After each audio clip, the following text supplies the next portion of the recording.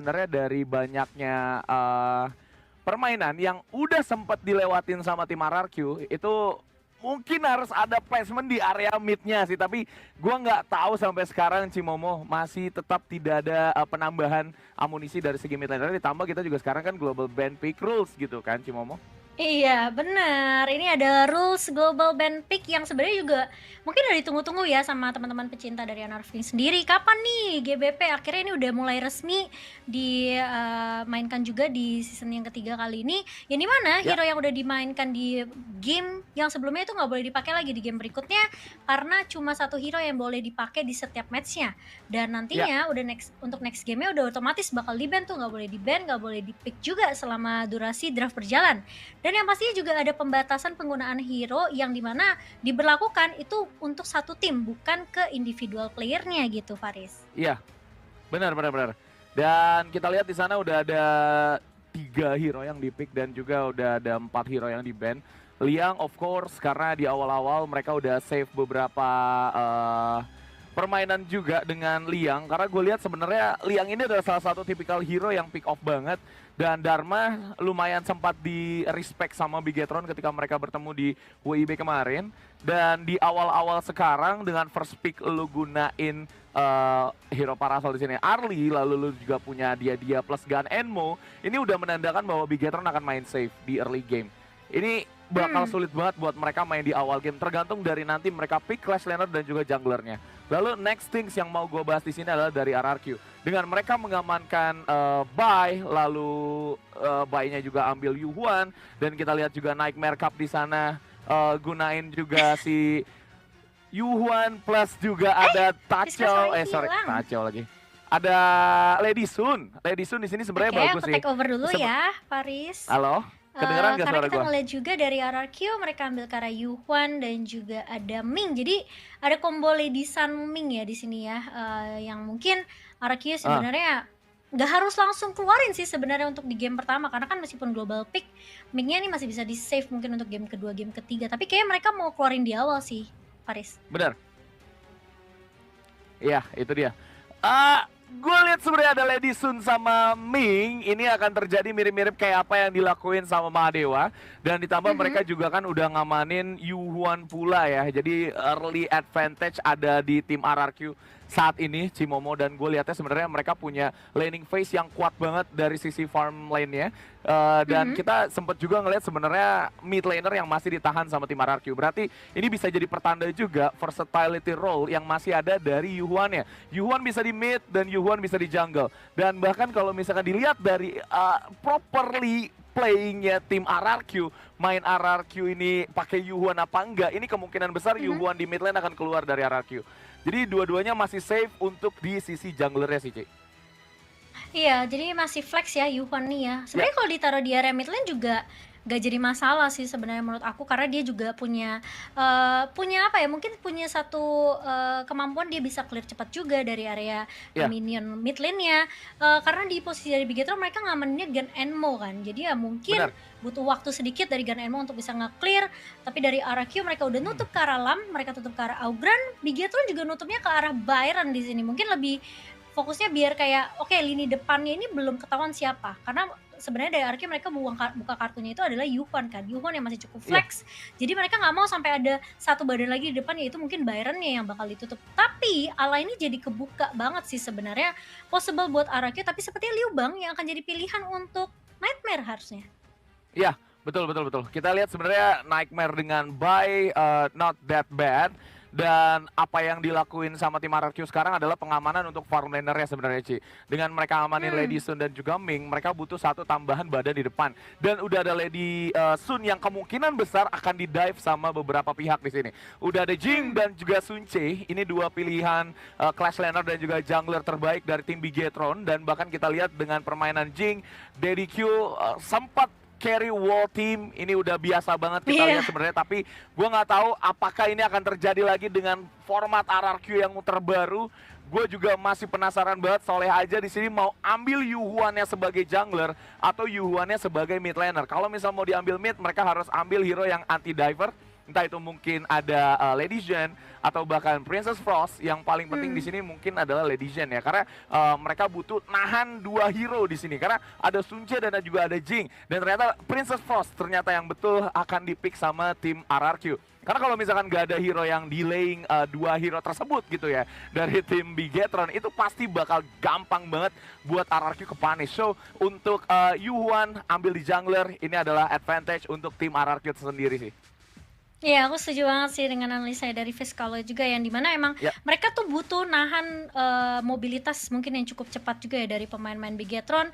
Princess Frost dengan Frigid Vision-nya, ada Winter is Here juga, sebenarnya mereka bisa pakai beberapa skill itu dari Princess Frost bahkan untuk ngezoning dapetin objektif tower-nya. Jadi sebenarnya nggak buruk-buruk banget juga dari pemain-pemain Bigetron, karena kita tahu DDQ kan salah satu pemain assassin yang cukup berbahaya ya. Terakhir dia tuh sempat kayak dipaksa udah lama sih beberapa turnamen, kalau nggak salah yang di Liga Game itu dia sempat dipaksa dipakai tank jungler dan itu nggak worse gitu buat dia. Dan mungkin assassin adalah jawaban untuk DDQ. So kita bakal melihat seperti apa untuk game yang pertama ini, antara Bigetron melawan RRQ. Yap, dan kita lihat sebenarnya di mid lane udah ada dua orang yang hampir potentially bonyok di sana. Sudah ada dia ya, kayak biasa lah, Psycho main dia pasti bakal mepet banget ke salah satu core-nya mereka. Dan kita lihat sebenarnya dari Bigetron tersendiri, mereka punya early game. Ya balik lagi yang tadi gue bilang, ini early game-nya nggak begitu baik, jadi bakal gampang banget buat di peel off dari segi HP-nya. Bakal mudah banget mereka untuk di poke gitu kan, karena ability yang dimiliki sama tim RRQ juga, mereka punya projectile yang lumayan banyak sih. Jadi ini bakal sulit untuk Bigetron di awal gamenya, only early game. Yes, betul. Tapi ya kalau misalnya kita ngeliat juga sebenarnya dia yang di-pick sama Bigetron ini menurut aku juga cukup nyebelin sih harusnya untuk di early ya. Meskipun kayak mereka bakal main lebih agak safe gitu kan dengan dia dan juga dari Arlinya. Tapi at least kalau misalnya untuk ngepoke nih masih possible banget sih untuk pemain-pemain dari Bigetron. Dan kita juga bakal melihat dari RRQ, ini kayaknya juga bakal lumayan respect sih dengan adanya Gunmo kan, dengan adanya Gun Enmo juga di tangan dari Bigetron. Jadi mungkin kalau misalnya mereka pengen setup team fight, emang harus yang bener-bener kalkulasinya tuh tepat juga sih. Ya, dan bahkan kalkulasinya mereka juga akan on point dengan datangnya Yuhuan ya, karena balik lagi Yuhuan itu setupnya itu gampang banget untuk dilakuin karena ya mohon full tempo gitu kan, jaraknya jauh, terus juga kita ngingat tentang gimana caranya RRQ setup juga itu balik lagi mereka punya hero setup yang lumayan banyak, mereka butuh bash juga, sedangkan dari Bigetron sendiri untuk mainin fight 5 lawan 5 ini bakal jadi hal yang sulit buat mereka lakuin. Karena kalau misalkan mereka berlima tanpa di pick off itu bener-bener nggak mungkin. RRQ kemungkinan besar mereka akan main bus to bus, sedangkan dari tim Bigetron tersendiri mereka akan main selalu terang-terangan. Mereka yang akan cari momentumnya, mereka yang akan coba buat culik orang. Sedangkan RRQ di sini harus amanin bus to bus ya. Itu yang perlu kita ambil dulu sih sebenarnya, pointing dari tim RRQ gimana cara main mereka di early game sih, Ci. Iya, karena mereka dari sisi Bigetron punya Sun Ce ya, jadi mungkin ada surprise inisiasi yang bisa dibuka kan, tapi di area bawah ternyata first blood-nya jatuh ke tangan dari Bigetron.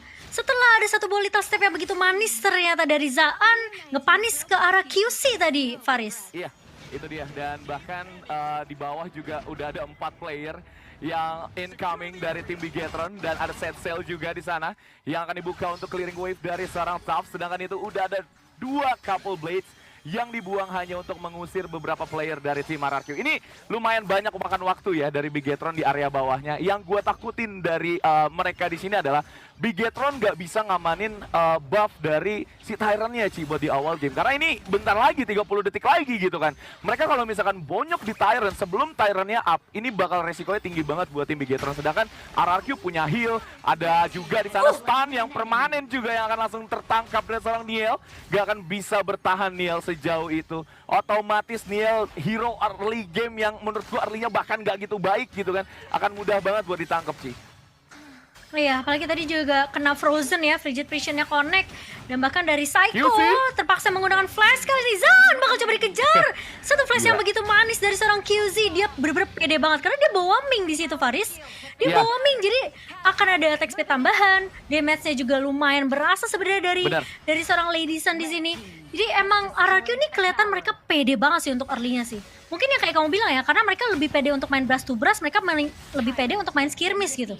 Iya, iya, iya. Karena 3 lawan 3-nya itu sih yang paling penting sih. Mereka selalu fight-nya bareng dengan Yuan. Ada double heal di sana, namun sayang sekali Nightmare. The Lord has been slain. Sayang banget.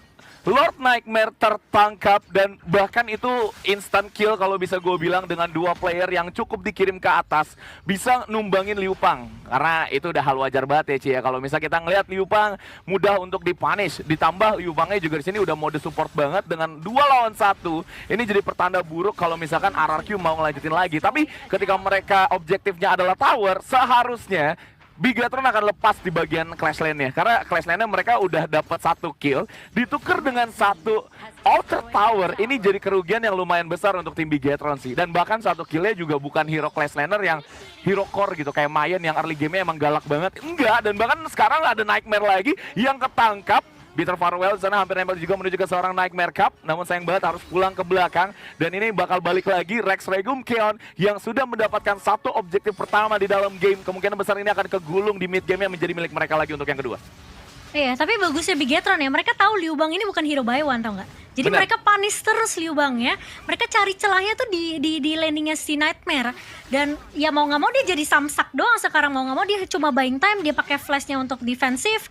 Selama tower yang nggak tumbang itu cukup sebenarnya buat Nightmare. Karena nanti untuk tim fight besarnya ya mau nggak mau dia harus manfaatin benefit comment-nya kan. Nah, di Bener. saat waktu ketika Liu Bang ini di press, ini Wah, waktunya maksa untuk QC sih dapetin objektif.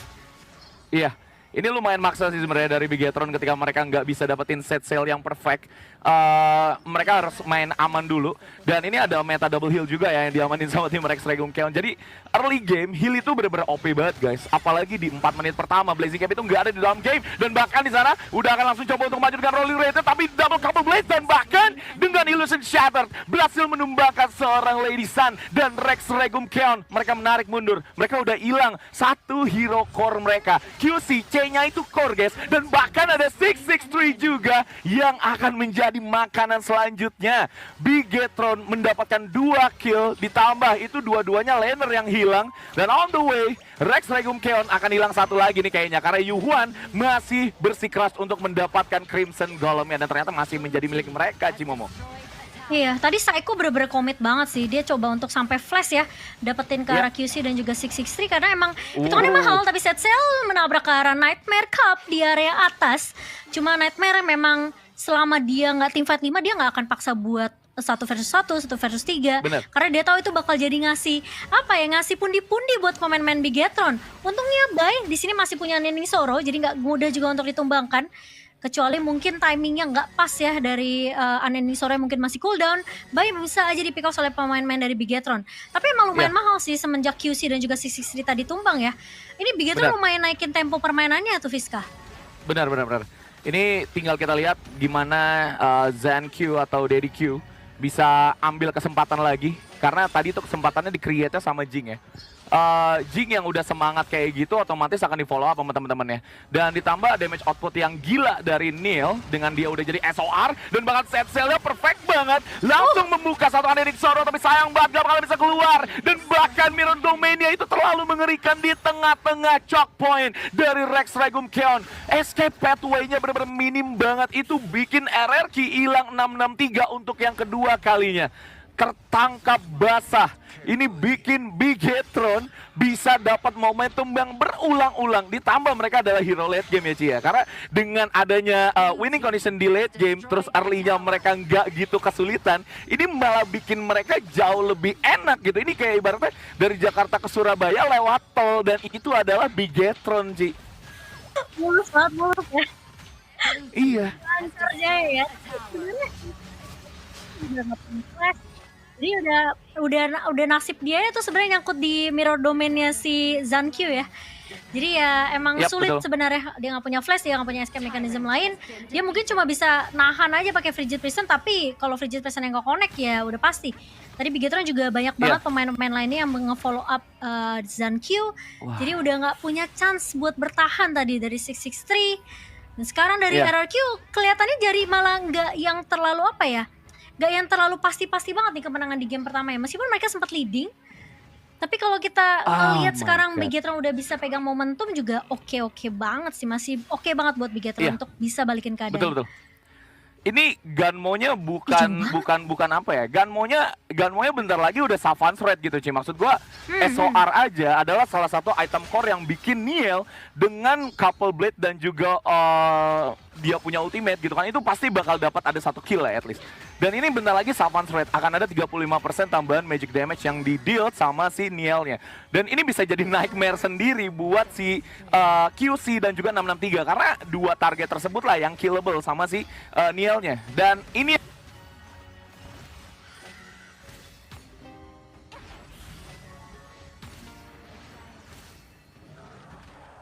The Overlord and Tyrant have been enhanced.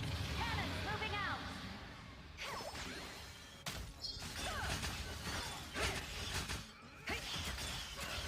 Dark Tyrant has been defeated.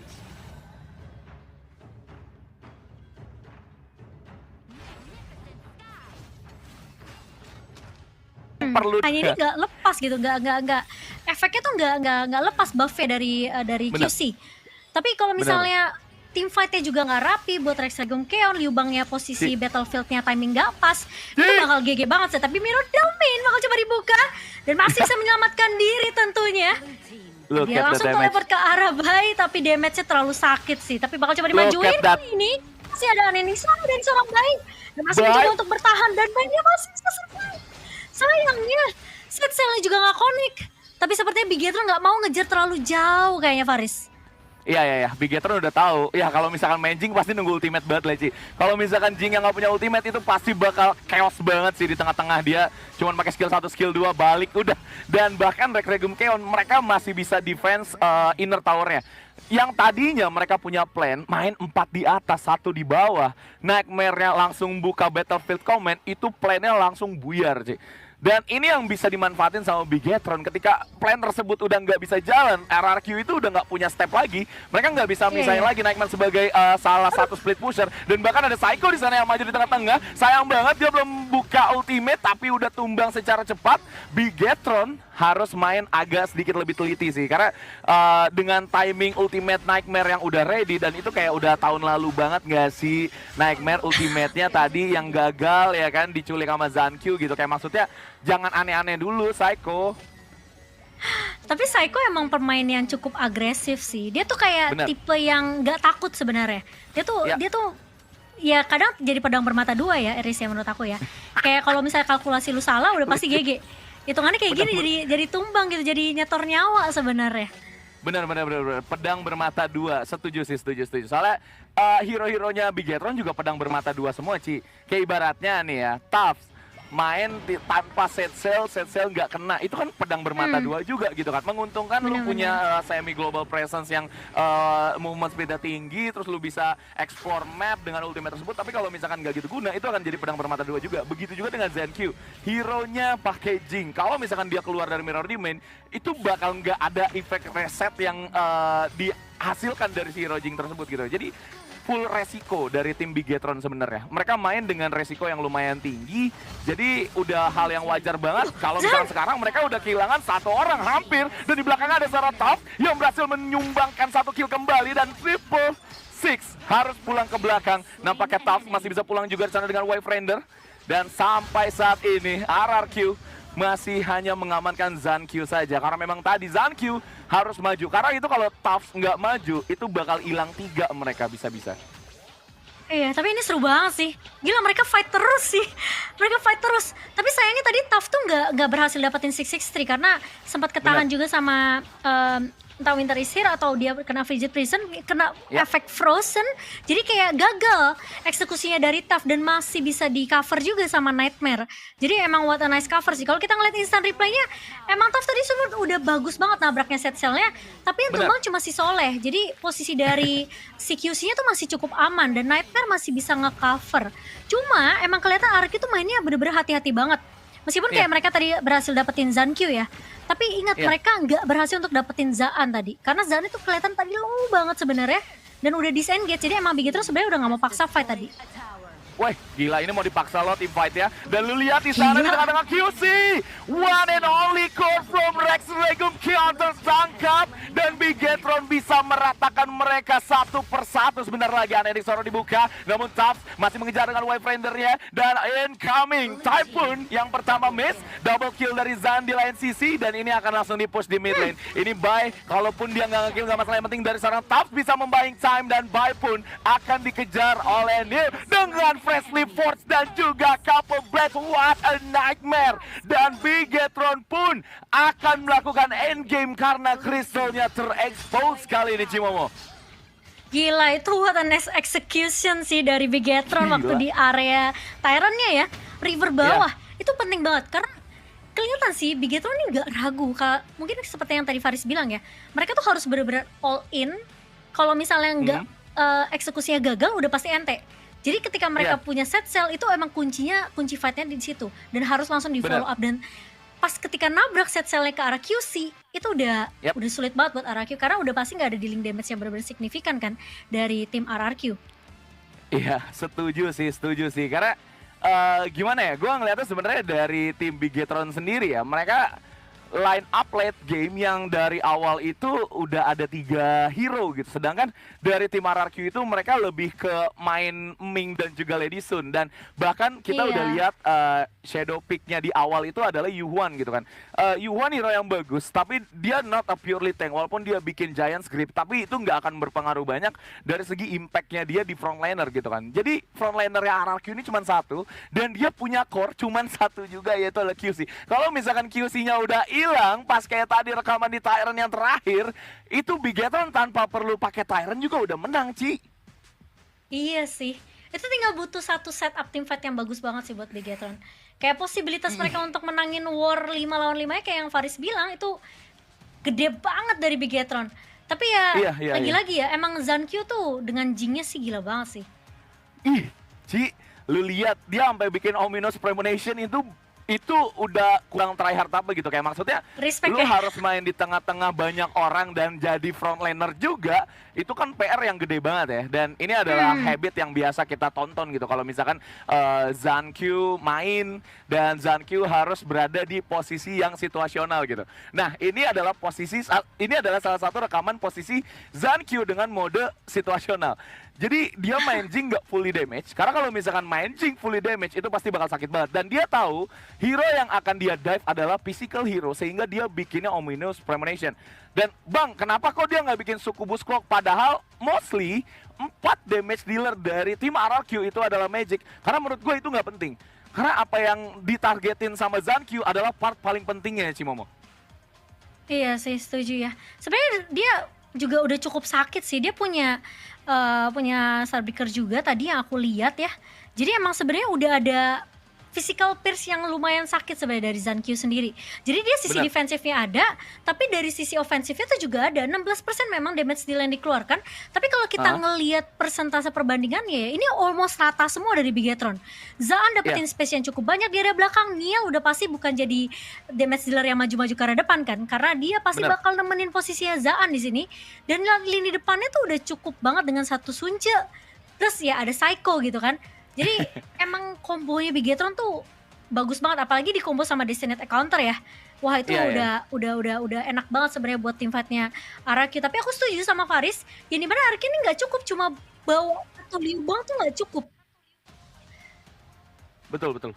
Jadi dia Kecuali harus bawa kecuali mungkin dia bawa ini ya, bawa tank jungler ya. Yes. Iya. Setujunya di situ sih, karena mereka butuh backup. Kayak misalkan Xiaodun ya, Dun. Kayak kalau misal main Dun, kayak bakal lebih enak sih kalau misal main Dun. Tapi dilihat Iya dari sih. statistiknya ya, RRQ juga di awal udah main bagus dan ini highlight-nya juga di awal sebenarnya first blood yang di draw sama Bigetron itu udah hitungannya gila. Kenapa bisa gila Bang? Karena gue lihat dari farm laner yang dimiliki antar kedua tim ini udah beda winning conditionnya. Early game itu lebih masuknya ke tim Rex Regum Kion, sedangkan dari late game itu masuk ke Bigetron. Tapi entah kenapa somewhere kayak Psycho ternyata mainnya sebagus itu main Enchanter. Gue baru ngeliat Psycho tuh main Enchanter tuh bagus gitu. Biasanya dia mainnya paling Zhang Fei atau bahkan Lianpo. Tapi ternyata bisa juga nih orang main dia gitu maksud gue, Ci. Hero-hero momentum ya biasa Psycho tuh ya. Tapi Bener. emang dia ngebawa dari dia juga bagus sih di sini. Ya meskipun ada beberapa momen yang sayang banget dia harus tumbang di depan. Cuma yang namanya jiwa tanker ya biasa gitu guys, maju-maju ya kan. Rela kasih space buat damage dealernya. Tapi ini setup teamfight terakhir bagus banget sih. QC langsung hilang, buy-nya juga ketinggalan. Dan ace terakhir yang ngebuat Arek ya tentunya